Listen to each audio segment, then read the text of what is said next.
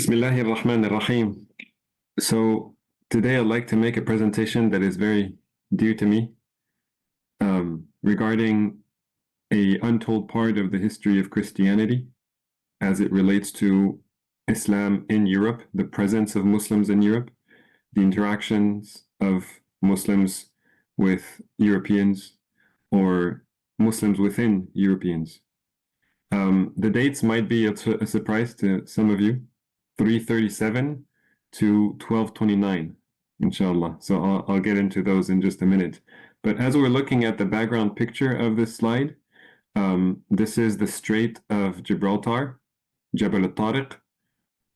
This is the place where, this is the view from the European side, from the side of Spain. So this is Jabal al-Tariq from the side of Spain. And then on the other side, we have the mountains of Morocco. And an interesting thing that maybe you're not aware of is that to the left over here, we can see a strip of land over here.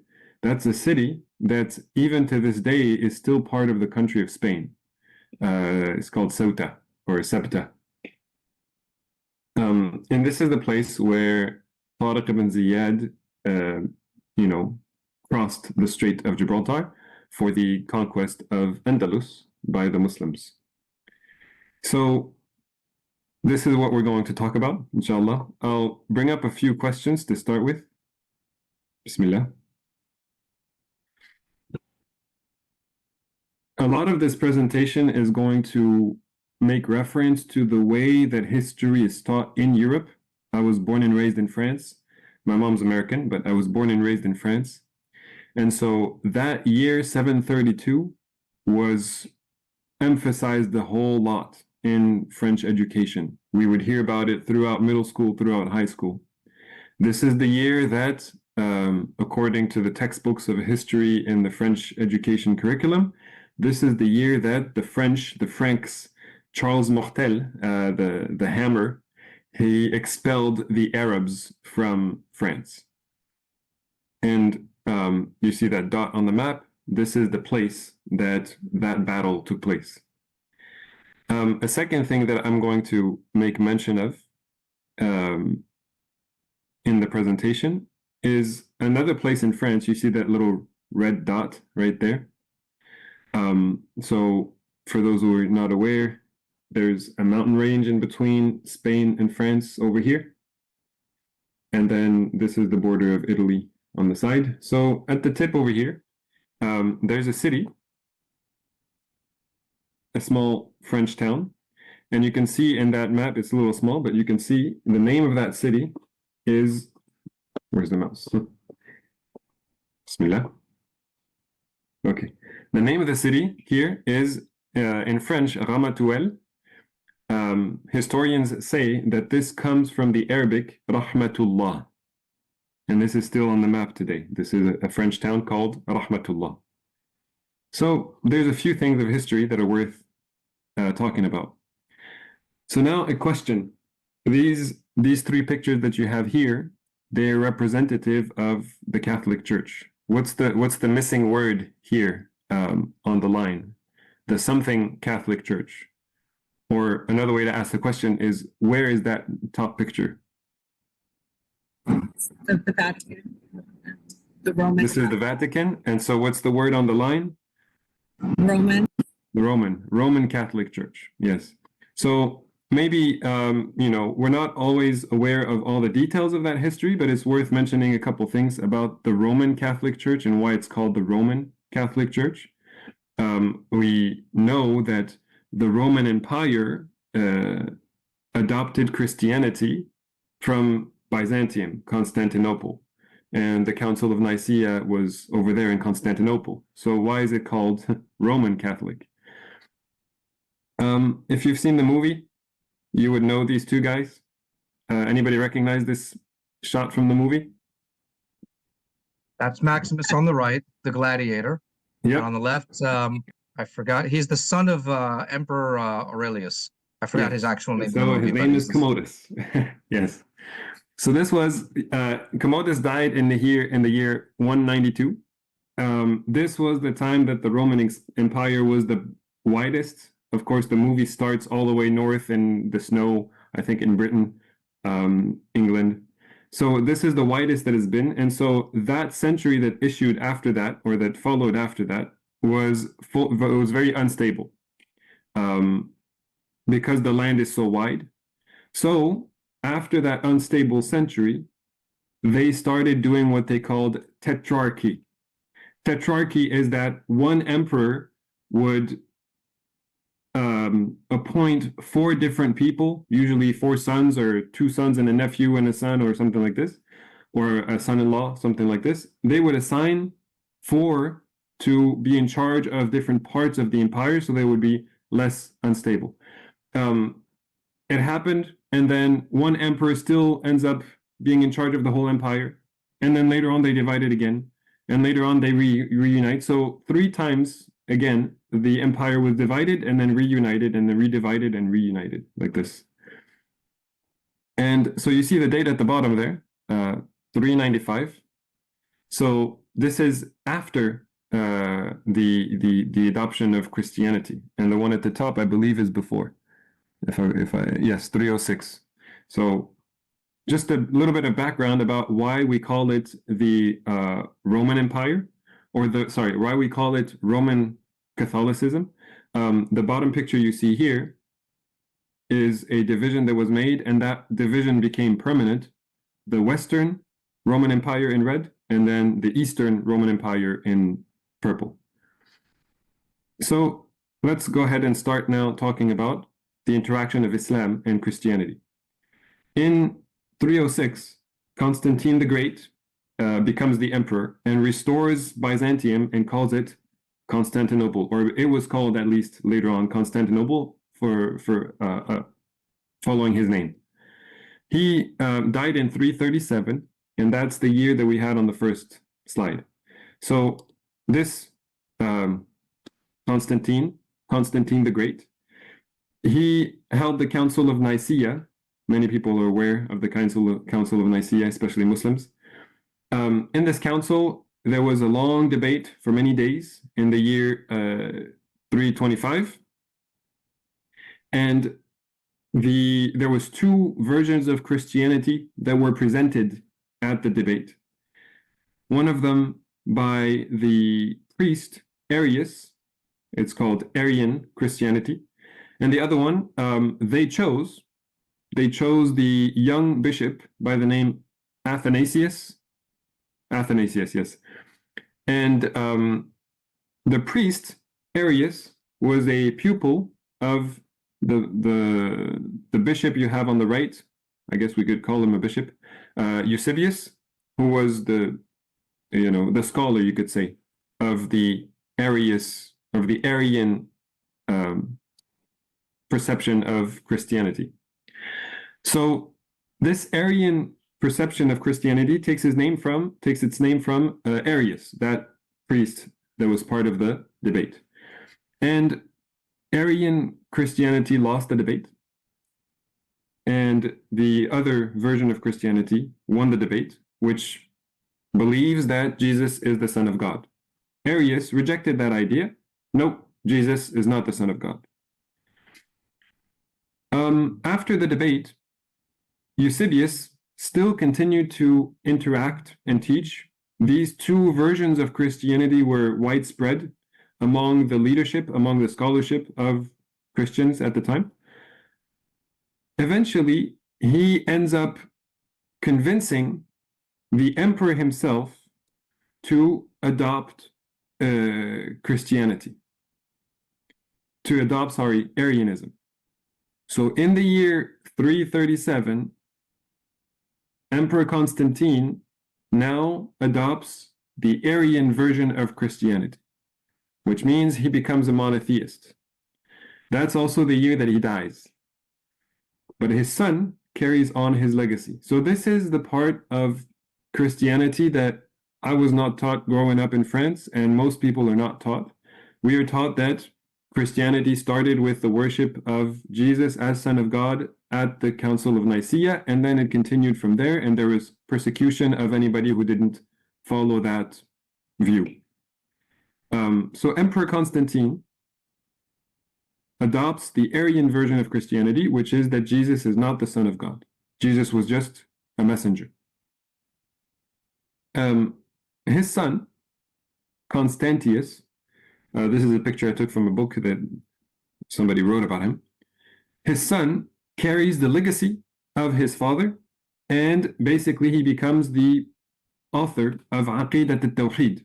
He becomes the author of what is the creed of the Arian version of Christianity, where Jesus is a messenger and not the Son of God. From the people that they taught, Eusebius is still teaching. Emperor, the son Constantius, is spreading the religion, spreading the belief that Jesus is not the Son of God, that Jesus was a messenger. One particular pupil who became, Talib al-Ain, you could say, he was like a Sahabi who traveled the world. Not a Sahabi in the sense of a companion of the Prophet, but he was a person who traveled the world after learning from Eusebius and learning the Arian version of Christianity. His name is Theophilus the Indian because he traveled all the way to India. And on his travel, on the way, he stops in Yemen, what was called Himyar at the time, and spreads the message. And this is the place where the story took place that is referenced in Surah Al-Buruj, with the story of the boy who went to a monk, and then he was able to guide people to believe in Allah, and as a result the king ended up threatening people to renounce their religion by putting them in the fire, a ditch of fire. This is mentioned in Surah Al-Buruj in the Quran, which is a form of confirmation. Allah in the Quran calls these people al-mu'mineen wal-mu'minat, and they were people who adopted the Arian version of Christianity at the hands of Theophilus the Indian, who died in 364.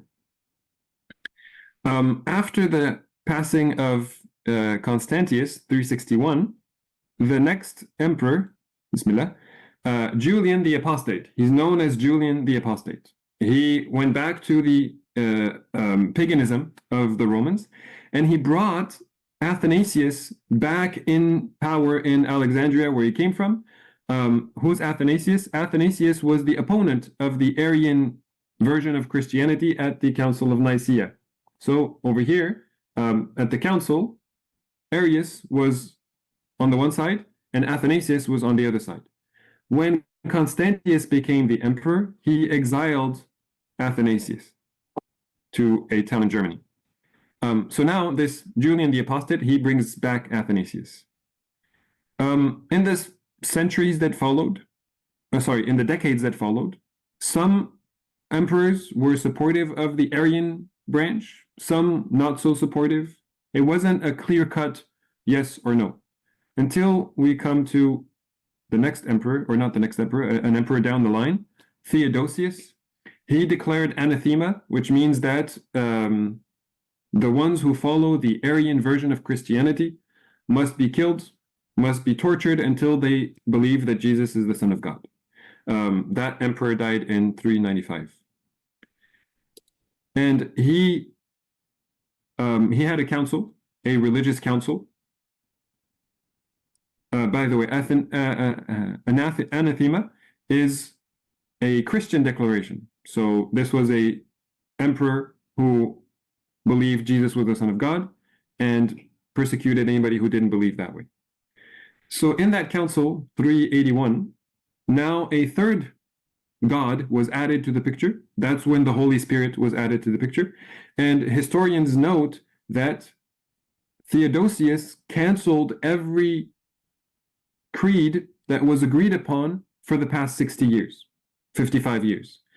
And we don't know how many councils there were at that time between Constantius and Theodosius, but there must have been religious councils to determine and exactly understand the creed of Jesus as a messenger and worship God monotheism. So these decrees were canceled out by Theodosius. And the last thing to mention about this page of history of the Christian church is the man that is called Saint Augustine. He was a Manichaean, meaning an idol worshiper, until 31 years old, and then he was appointed as a bishop, and he is recognized to be the author of most of modern day Christian creed. Most of Christian creed comes from him. Now, historians also explain that Augustine, who was born and raised in North Africa from a pagan father and a Christian mother, he was a criminal. He tortured and persecuted anybody who didn't follow the Trinity creed. And he was the first one in history to allow the church to use torture methods, torture machines, and we know how cruel the torture machines of the medieval age were. He's the one who said the church can use these torture machines to make everybody believe that Jesus was the Son of God and believe in the Holy Spirit and the Trinity. So that is basically the end of any form of monotheism within the Roman Empire. But something else happened at the same time. Eusebius was around for some time. I didn't have his death date there. I don't remember exactly. He also taught Arian Christianity to the Germanic tribe that were living north of the border of the Roman Empire. And one such person, his name was Ulfilas, he became a bishop. He became a learned Christian at the age of 30. And he translated the Bible, or what was there of the Bible at the time. And he basically preached Arian Christianity, that Jesus is a messenger, that there is only one God, to all the leaders of those Germanic tribes. So as a result, there started to be some conflicts between those tribes and the Roman authority that was forcing people to believe in the Trinity.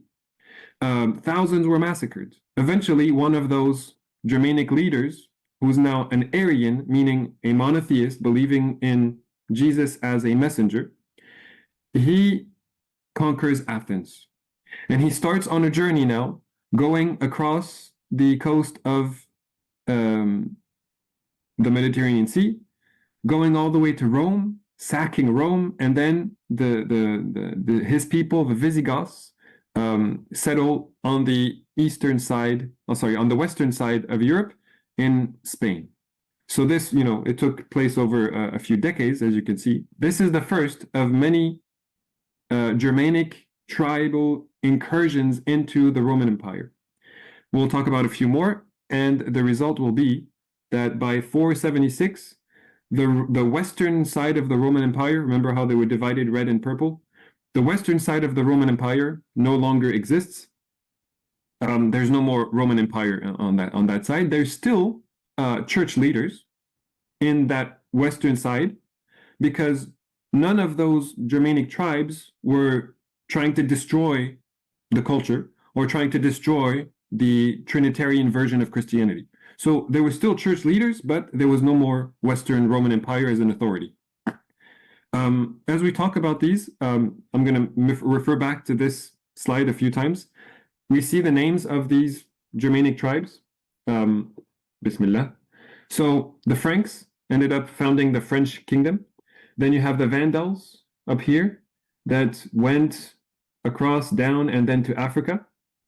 And then you have the Ostrogoths and the Visigoths. So Alaric, the one we just talked about, who went to Athens and then Rome, he was a Visigoth, and they ended up settling here in Spain. So these are the four main names that will be retained. Others, like the Burgundians, the Saxons, they ended up, being assimilated with another Germanic tribe. Bismillah. Every time the mouse doesn't come. Bismillah. There we go. So starting in 409, so now we're going to the next century. The Vandals cross the Pyrenean Mountains, which is what we said is the division between France and Spain. In 429, the Vandals now go ahead and cross the Gibraltar Strait to Africa. And highlighted yellow are the ones who were clearly Arian, following the monotheism of Jesus, alayhi salam. He heads to the city of Hippo, which is showing on the map, kind of, with his people. Why? Because he has a target. The Vandals, you saw where they came from. They went across France and then across the Pyrenean Mountains. He noticed that church authority was persecuting people and pushing them to become Trinitarians, to believe in the Trinity. He didn't like that, and he understood that Augustine, the person we talked about in the previous slides, was the one who pushed for that persecution and the usage of torture machines. And he knew that Augustine was in the city of Hippo. So he didn't stop to establish anything. He just kept going until he reached Hippo and besieged the city. People say that Augustine died during the siege, but wasn't killed by any soldiers. He just died out of fear, some people say. Wallahu a'lam. Other things to note about these Germanic tribes and their incursions. In 451, Roman armies, Visigoth armies, Burgundian armies, all got together to fight off Attila the Hun, who was, this was another group that invaded. I should have mentioned it on the last slide. We had an arrow on the far right showing the Huns invading the Germany, Poland, that area of Europe. In 455, the Vandals, who had reached now the Tunisia, Carthage was the name of the city here at the tip, Bismillah, over here at the tip. So they had reached here, their kingdom was established in this part of Africa. So these Vandals, they attack Rome. There was some political interaction between, I believe that the Vandal king, Gaiseric, had, I think, his daughter to be married to somebody in Rome. Something happened and justified for the Vandals to attack Rome. In 468, Bismillah, the Byzantine Roman Empire, the Eastern Roman Empire, sends an army to attack the Vandals. Because they attacked Rome, let's attack them back. And so this is a fleet that comes from the east side and attacks at the coast of, it's called the Good Cape, Cap Bon in French. Everybody who lives in Tunis knows this place. So this is a fleet that the sea had never seen. This was more than 1,000 ships, 100,000 soldiers on the ships that came to attack and, decimate the Vandal kingdom. So this is an interesting part of history. Gaiseric instructs all the soldiers to fill their own ships with oil. And in the morning, the wind was blowing eastbound from the west. In the morning, early morning, Gaiseric says, launch the ships to move empty, no soldiers, just oil on the ships. And they shot arrows of fire at the ships, causing them to burn, crash into the Roman ships, and 600 of those Roman ships were burnt at that battle, and the Romans had no choice, or the Byzantine had no choice but to retreat. An interesting victory of the Arian Christian kingdom of the Vandals. Moving forward, eventually there's this person, Odoacer, some people say Odovacer. He conquers what is now Italy, and this is the official end, 476, of the Western Roman Empire. There is no more Roman authority in the western part of what used to be the empire. The Byzantines don't like this either, of course, so they send, there was a lot of allegiances that were taking place between different tribes or different Germanic groups and the Byzantine or other people. Alliances were taking place. So at that point, at that time, the Byzantine were allied with the Ostrogoths, and the emperor sends Theodoric to reconquer Italy, reconquer that part that was lost to Odoacer, which he does, and he is now named Theodoric the Great, dies in 526, and he was also an Arian Christian. So there was an allegiance with the Byzantine, Trinitarians, but he was an Arian Christian monotheist. Subhanallah. His kingdom, after reconquering Italy, his kingdom ends up being in charge of the Visigoths who were in Spain, as well as in charge of some of the areas to the east, and has allegiances with the Vandals to the south and the Burgundians and Franks to the north. So as a result, he has, he's the viceroy of Constantinople. He's still being loyal to Constantinople. He's an Arian monotheist, and he's in charge of this entire huge kingdom that goes all the way from the Atlantic to the Danube. I don't know if I mentioned this. I don't think I did. The northern border of the empire. Let me bring the mouse. This border of the empire throughout the Roman history was the river Danube that goes from the Alps down to the Black Sea. Bismillah. Moving on to 523, the Vandal king, you still have the Vandals on the map on the south there, adopts Catholicism. The kingdom turns from Arian Christianity to Catholic Christianity. So this causes the Romans to attack and bring an end to the kingdom of the Vandals. And then after that, the Byzantines, feel encouraged. We have defeated the Vandals. Let's go ahead and defeat everybody else and reconquer, give a rebirth to the Western Roman Empire. And so this is the Gothic Wars that lasted for 20 years. And it was a Pyrrhic, I don't know how to say this word, victory, meaning that it was a victory, but the losses were such that it was as if they were defeated. And as a result, within a decade, Lombards, a new group that we haven't talked about yet, they stayed in the north in Germany. Now they start migrating into Italy. There wasn't really a conquest. They just started migrating into Italy and slowly took over. So by the end of this 6th century, this is what Europe looks like. The Byzantine have reconquered Africa. So this is now again under the Roman authority. But you have the Visigoth kingdom, which is Arian Christian. You have the Frankish Empire, and you have the Lombard people who came in. The one whom we don't know for sure are the Lombards. Are they Arian Christian? Are they really Arian Christian? Are they mixing Christianity with their own culture? What are they exactly? The mainstream opinion is that they are Arian Christians, but this is debated. However, what happens here is that in the year 589, the Visigoth king now abandons Arian Christianity for Catholicism. So just like the Vandals, now the Visigoths are abandoning Arian Christianity for Catholicism, Trinity.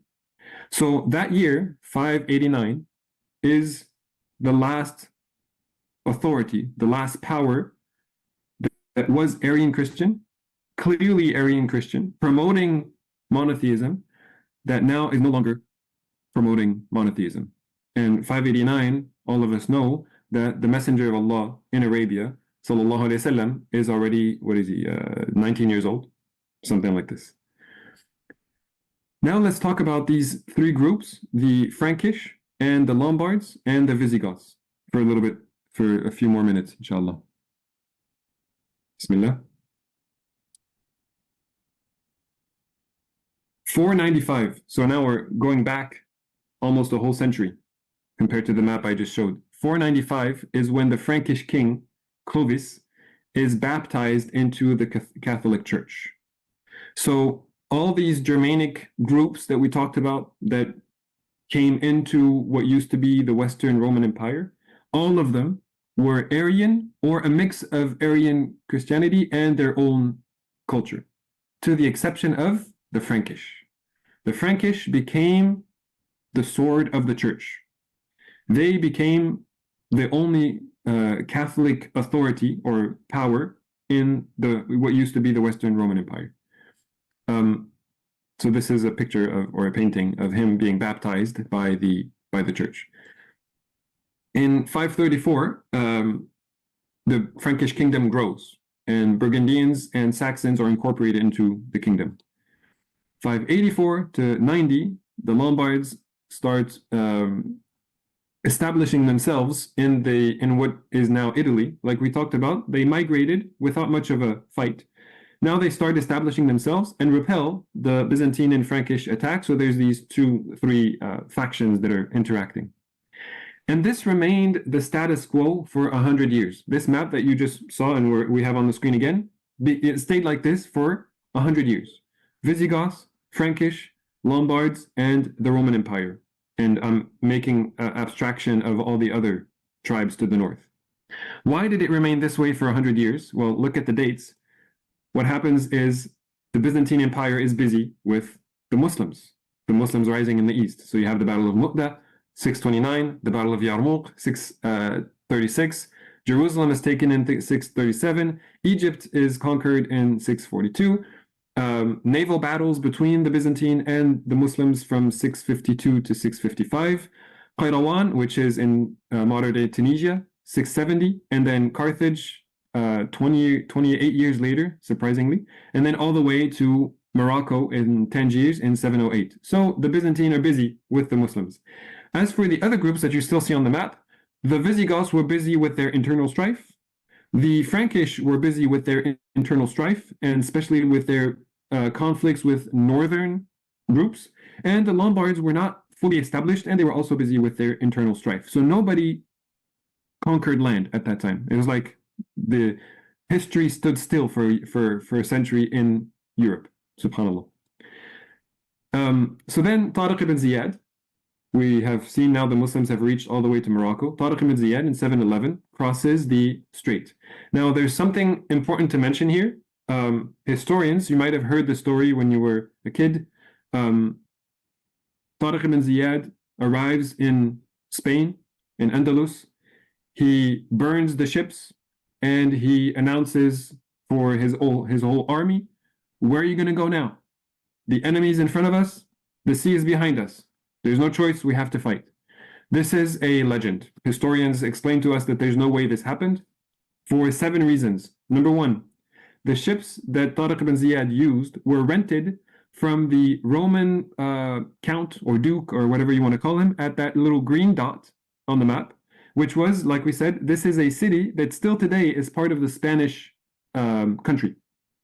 It's part of Spain. This was a Roman duke whose daughter was abused by the Visigoth king, and so he helped the Muslims to invade, basically. So Muslims, Tariq ibn Ziyad is using rented ships to go to Andalus. He's not going to burn them. Number 2, he was under the authority of Musa ibn Nusayr, who was the main leader of the conquest of Africa. So he would not burn the ships without taking permission, or taking permission from the Khalifa. But there is no evidence whatsoever from Musa ibn Nusayr, from the Khalifa, from any scholar at the time that there was any evidence of burning the ships. It wouldn't be proper military strategy to burn the ships, because what if you need to retreat, or what if you need to send for reinforcements? And they did send for reinforcements. 5,000 strong were sent as a second fleet reinforcing the army of Tariq ibn Ziyad. And then on top of that, the khutbah that he gave is in Fusha Arabic, high-level Fusha Arabic. Tariq ibn Ziyad himself came from Morocco, so Arabic is not his language. His entire army is from, Amazighi, from the Berber people, so they don't know Arabic. And even the style of the khutbah, the long khutbah that he is claimed to have given, the entire style didn't exist at that time. It wasn't the style of khutbah that people used to give. So this is all a myth. He didn't burn the ships, bottom line. Moving forward, Bismillah. 721 now, that's only 10 years, subhanAllah. Within 10 years, all of Spain is conquered by the Muslims. One thing I didn't mention is just like the Muslims were welcomed in Egypt when they came and conquered, everywhere those Germanic Arian groups went, they were welcomed. So when the Visigoths came into Spain, the populations welcomed them because they stopped the persecution. And when the Vandals came into Africa, the population supported them and fought with them because they came and stopped the persecution. And then again, when the Muslims came to Spain, as Walid had presented in his presentation. The Muslims came as liberators. The Jews were no longer persecuted. And in 721, their expansion is stopped at Montpellier and Toulouse. So a small part of that green area that used to be Visigothic kingdom, now it's all Muslims, and pretty much the same map is the Muslim conquest of Andalus. So part of it is in France. The top part of that green area is in France, with the city of Montpellier on the far east and the city of Toulouse on the top west-north side of this little piece of land, or large piece of land.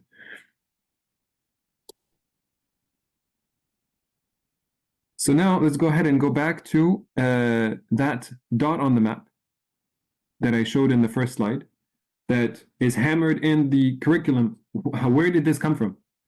This came from, at some point, some king, Abdurrahman, not king, some leader, decides that he's going to just go to France and loot and pillage and take goods and maybe conquer.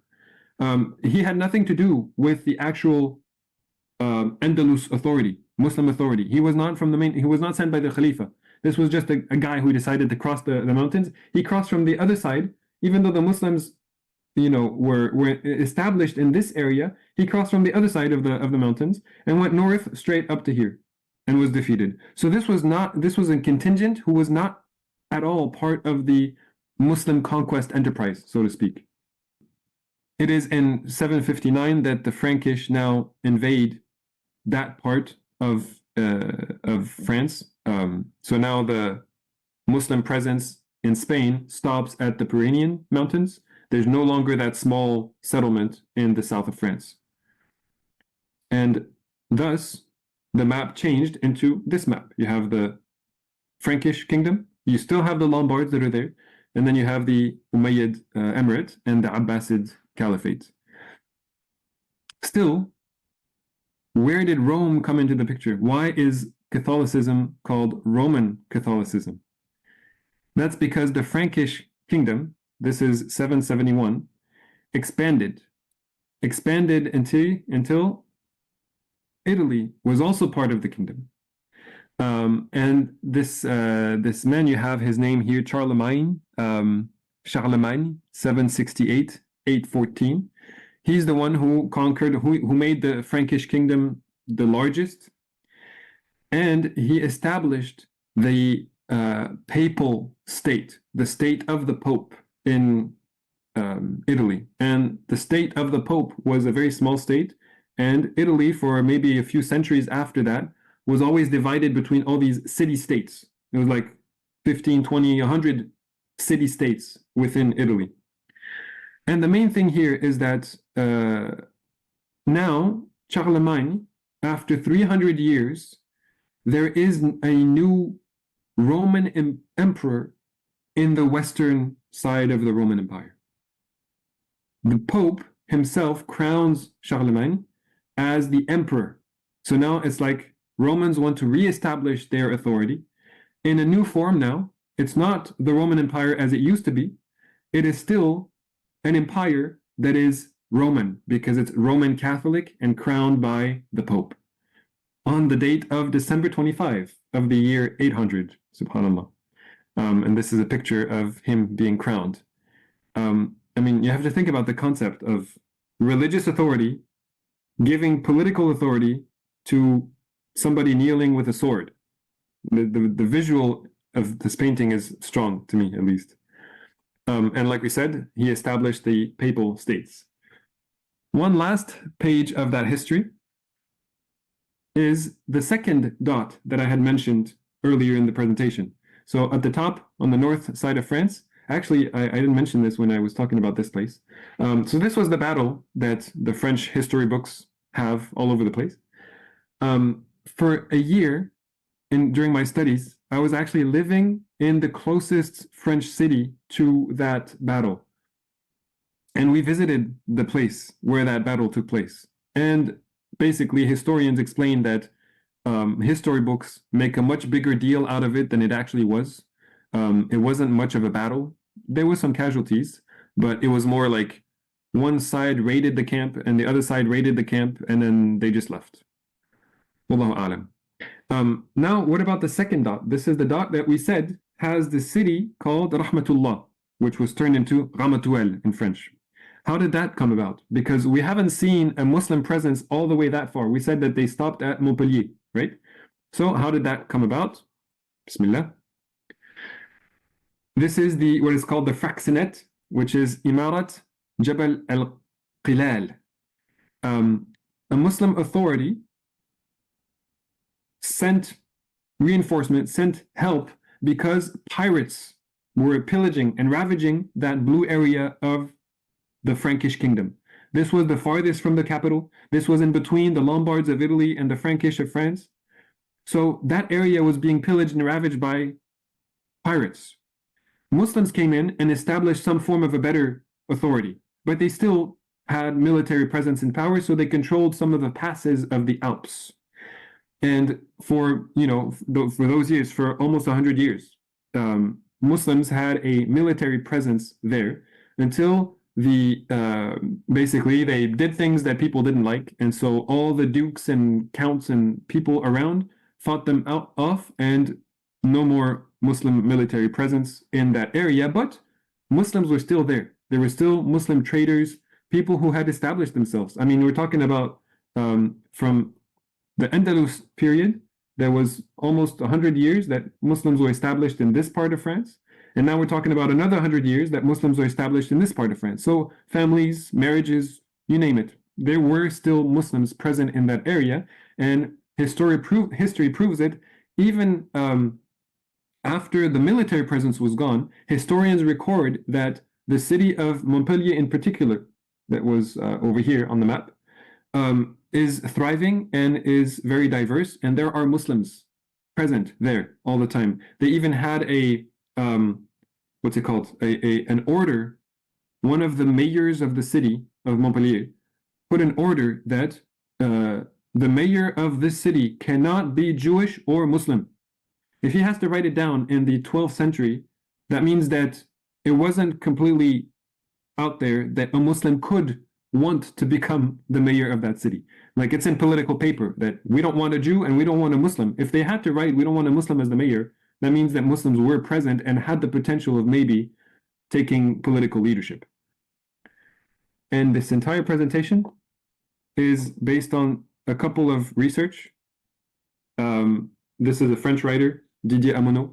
He wrote about the Muslim roots of France, and the video series by Jihad Turbani called Al-Mi' al-Ulama, the 100 Greats, which is on YouTube.